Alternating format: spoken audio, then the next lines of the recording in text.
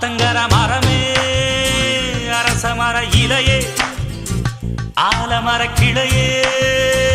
அதில் உறங்கும் கிளியே